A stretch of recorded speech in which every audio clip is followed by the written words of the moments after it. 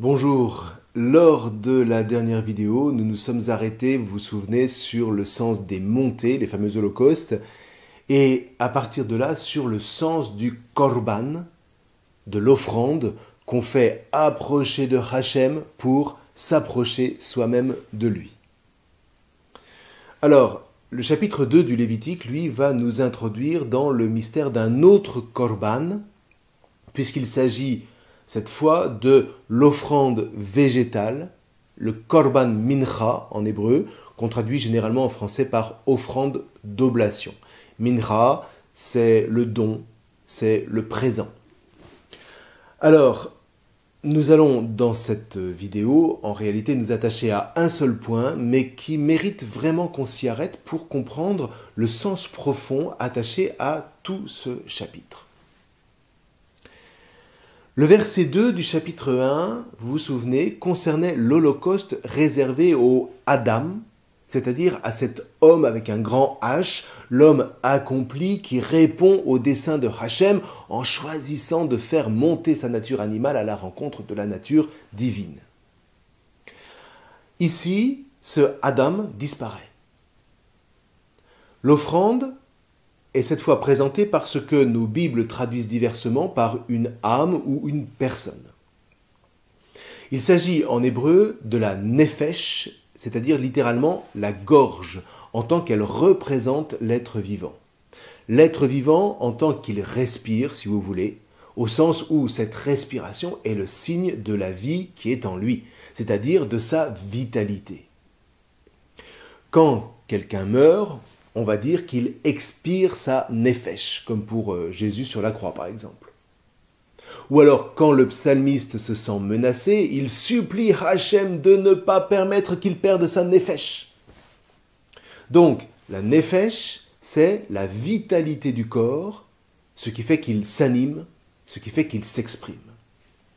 Mais c'est aussi la vitalité qui habite toute la création, de sorte que celui qui vient offrir une oblation végétale n'a pas cette fois pour but d'élever sa nature animale vers Hachem, comme pour l'Holocauste, mais de se présenter avec sa nefesh pour faire approcher cette vitalité qu'il partage avec la création.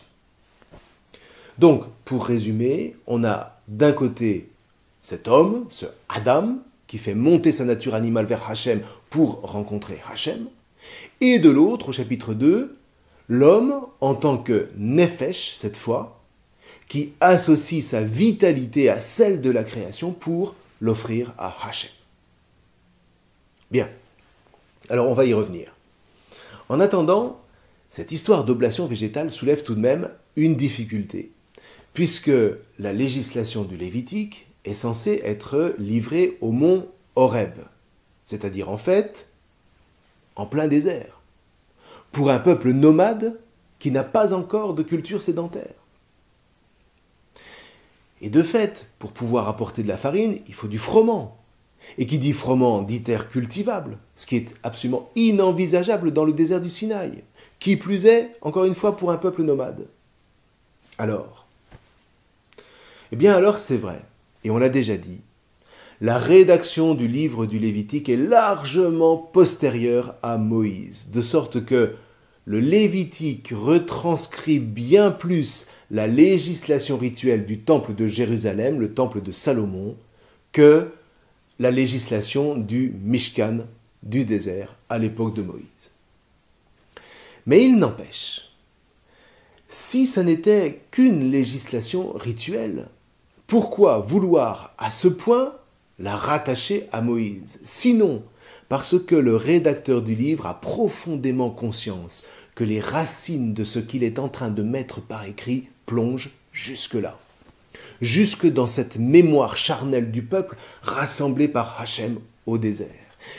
Il a conscience que sans ces racines mosaïques, alors mosaïque non pas au sens artistique, mosaïque au sens où elle relève de Moïse, donc sans ces racines mosaïques, le culte du temple est aussi fragile qu'une maison construite sur le sable.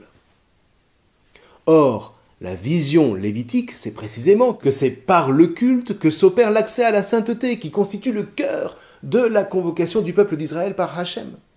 Donc il faut donner à ce culte des fondements indéracinables.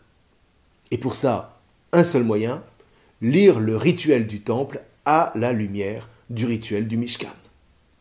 Faire du Mishkan le roc sur lequel est bâti le temple, de sorte que la pluie peut tomber, les torrents peuvent dévaler, les vents peuvent souffler et s'abattre sur cette maison, elle n'en sera jamais ébranlée.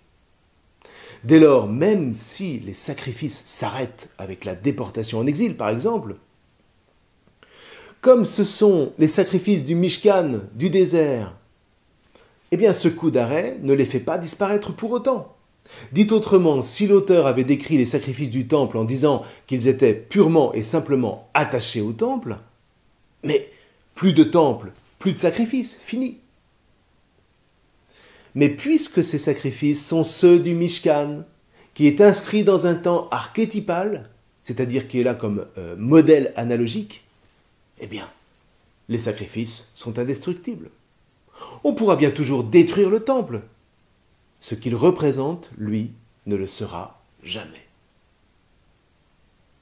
Il pourra donc toujours renaître de ses cendres, en particulier quand Israël va revenir d'exil. Et c'est sans doute pour ça que, à l'écoute de la proclamation de ce livre à Jérusalem, la première fois qu'on est revenu, eh bien les foules de Juifs vont se mettre à pleurer, dit le livre de Néhémie. Mais oui, parce que Babylone a détruit le temple. Sauf qu'il n'a pas pu détruire le Mishkan qui lui demeure à jamais. Donc les sacrifices peuvent reprendre. Et c'est d'ailleurs encore aujourd'hui la conviction qui anime tous les Juifs qui attendent que soit rétabli, rebâti, le troisième temple sur l'esplanade de Jérusalem. Même s'il a disparu depuis 2000 ans, lorsque Titus a rasé la ville sainte en 70 après Jésus-Christ, le roc du Mishkan, qui en constitue l'essence, lui, n'a jamais disparu. Et donc, l'espérance qui lui est attachée n'a pas disparu non plus. Alors, maintenant, revenons à l'offrande végétale, au Korban Mincha. Comment va-t-on lui donner sens? Puisque c'est un rite qui est attaché au temple avec des sédentaires. Eh bien, en faisant remonter malgré tout son institution jusqu'au Mishkan, quand bien même cette prescription n'a pas pu être appliquée au désert. Ça n'est aucunement de la falsification de l'histoire, c'est au contraire une manière de se recevoir de l'histoire, et c'est très profond. Parce que ça nous dit que rien n'est nouveau qui ne trouve sa source dans ce qui est ancien. Donc d'accord, l'offrande végétale dans le désert est juste impossible. Mais il n'empêche, la législation de Moïse visait plus que le désert dont il était persuadé au demeurant qu'il fallait sortir. Du coup, cette prescription vise tout bonnement l'installation en terre promise, et elle inscrit une espérance extraordinaire qui va motiver la reprise de la route vers la terre de la promesse, qui va devenir le point d'arrimage à partir duquel la terre entière, l'univers entier va pouvoir s'élever vers Hachem. Comment ça? Eh bien, on a dit que ce Korban Mincha avait pour but d'offrir à Hachem la vitalité qui habite la terre. Sauf qu'il faut aller jusqu'au bout de cette affirmation, parce que si cette offrande végétale ne peut être faite qu'à partir du moment où on est installé sur la terre, mais il ne faut pas oublier que la terre en question où sera vécue cette offrande n'est autre que la terre sainte. Cette terre à part où Hachem précisément convoque les fils d'Israël. C'est donc d'abord cette terre-là qu'il faut faire approcher de Hachem par le Korban Mincha. Et c'est à travers cette terre-là, cette terre sainte, que toute terre pourra alors s'approcher de Hachem. Alors là encore, ça nous étonne. Est-ce que Dieu n'est pas partout présent? Qu'est-ce que c'est que cette histoire de terre à part? Alors là, bon, c'est un petit peu difficile parce qu'on aborde ce qu'on appelle le rapport du particulier à l'universel. Dit très rapidement, ce principe veut que nul n'accède à l'universel que par le particulier. L'homme ne sait pas, par exemple, imaginer ce qu'est le triangle absolu, le triangle universel. Il est obligé de penser un triangle concret, donc particulier, pour ensuite conceptualiser la triangulation universelle. Eh bien, pour la Bible, c'est la même chose. Le Fils d'Israël ne va à l'universel de la terre entière que en s'attachant à une terre, à la terre que lui attribue Hachem. Et sur cette terre sainte, à part, eh bien, il y aura le temple où va pouvoir s'opérer le processus d'élévation de toute la terre à travers l'oblation des fruits de cette terre. Dit autrement, oublier cette terre, eh bien, c'est perdre l'élévation de toute la terre.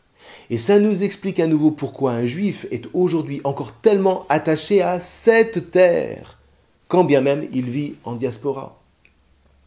Et puis ça explique aussi pourquoi les chrétiens aiment s'y rendre en pèlerinage. Il ne s'agit jamais d'un simple voyage culturel. On vient s'imprégner à la source unique qui est attachée à cette terre pour nous permettre ensuite de mieux habiter toute la terre où l'Église est dispersée. Alors cela dit, c'est donc par sa nefesh, sa gorge, sa vitalité, que le Fils d'Israël se sent ainsi attaché à la vitalité qui habite cette terre et qu'il vient donc offrir à Hachem par l'offrande d'oblation de farine, par le fameux Korban Mincha. Ok. Mais quand on y réfléchit en chrétien, ça peut mener encore plus loin. Parce que fait le Christ avec les galettes de froment qu'il partage avec ses disciples lors de son dernier repas à Jérusalem, sinon unir sa vitalité, sa nefesh, à la vitalité de la terre d'Israël, cette terre à partir de laquelle toute la terre pourra être prise dans le mouvement de son ascension. Vous voyez, il y a une dimension créationnelle, une dimension cosmique que les chrétiens oublient trop souvent, alors même qu'elle est inscrite dans les racines de ce que vit Jésus au regard de la pensée lévitique dont il est complètement imprégné.